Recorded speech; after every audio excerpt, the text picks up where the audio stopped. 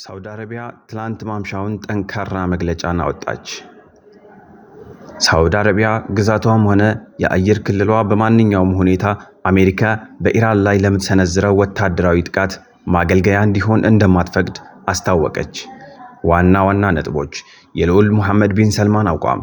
የሳውዲ አረቢያው አልጋ ወራሽ ሙሐመድ ቢን ሰልማን ለኢራኑ ፕሬዝዳንት መስዑድ ፔዜሽኪያን በስልክ እንደገለጹት ሳውዲ አረቢያ ለቀጠናው ሰላምና መረጋጋት ስትል ለማንኛውም ወታደራዊ እርምጃ መነሻ አትሆንም። ገለልተኝነት።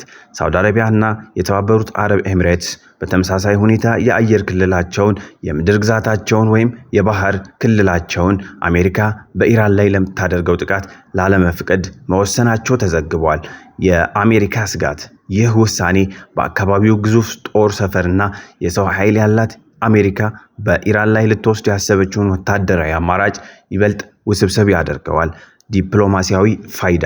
ሳውዲ አረቢያ ይህንን ውሳኔ ያሳለፈችው ከኢራን ጋር የጀመረችውን ዲፕሎማሲያዊ ግንኙነት ለማጠናከርና ሀገሪቱ ወደ ማይፈለግ ቀጠናዊ ጦርነት ውስጥ እንዳትገባ ለመከላከል እንደሆነ ተመልክቷል።